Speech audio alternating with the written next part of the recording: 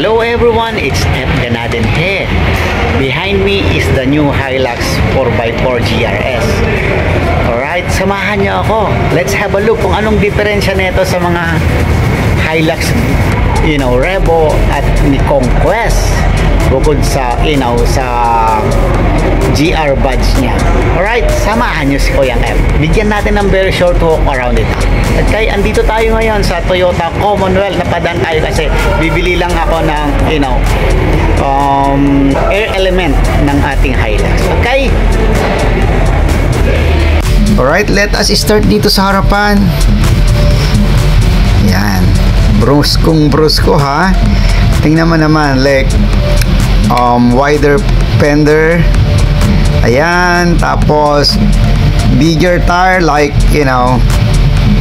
265/70 710. Ayan, parang naka 31 ito. Tapos like mas malapad na rim. Easy stepboard. Yan. Dito rin sa likod, look, ang rear fender natin. You see? Nakalabas. Ayan, dito naman sa loob, silipin natin the steering wheel. Ayan, same, andyan yung mga control panel. Tapos ayan yung GR badge nya. You see, andito rin yung eco mode and power mode button, and naka-automatic transmission na rin to as well. Ito yung 4x4 switch nya, H2, H4 and the low range. Okay, engine start stop. Tapos ito yung head unit nya. Pansin ko, not much difference sa mga naunang Hilux na 4x4 or Conquest. Pero tingnan mo to, look, naka leather seat cover, may GR badge na rin. Black ang upuan, you see. Tapos have a look ang ceiling, it's all black. Parang naka-design to ha, na pang pang bundok or pang putikan, para black. You see, ito yung upuan sa likod, nalilift yung kalahati. Ganun din. Tapos ito may aircon vent dito sa likod. You see? Ayan, black. Not much difference as well dito sa likod. Bukod dito sa, aircon vent nya. You see? Tapos dito na tayo sa side leg. Same naman siya sa mga previous Hilux na Revo body. You see? Stock step board. Dito naman tayo sa likod. Ito na yung rear.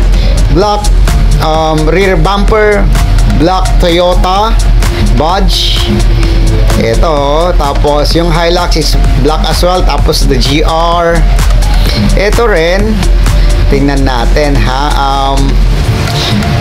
Look, may susian na, so pwede mo siyang ilock. Tapos wow, ang gaan na ibaba, napakagaan. You see? Ayan yung may bed liner na rin. Ito, may rear camera as well. You see? Ito rin nadagdag, parang may rear spoiler si Hilux GR sa likod. Ayan. Okay, ito naman ang talagang big changes dito kasi naka KYB siya na suspension. Ayan, siguro mas smooth siya compare sa mga luma, sa mga Revo or Conquest.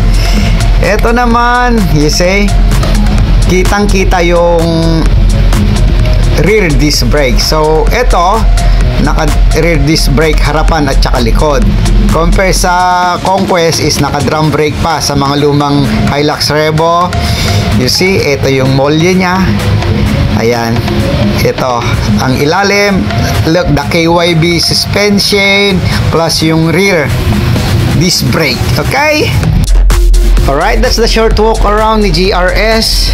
Ang tanong ko, hindi ba magiging o masasayang si KYB na suspension niya once nagpalit tayo into bigger tires like 285 70 17, kasi yan yung nagiging trend ngayon eh. Once na bumili ng Hilux, nagpapalit ng bigger tires, lalo sa mga off-road enthusiasts. Alright, hindi ba sayang yan? Hindi ba itatapon yan? Okay, ayan, bruskong-brusko naman talaga si GRS. Poging-pogi. Katulad din ng isang pickup dyan ha, nakilala. Come on, Toyota, hindi mo ba ginaya doon? Yes eh. Pero si Toyota Hilux is kilalang kilala siya sa pagiging, reliability niya.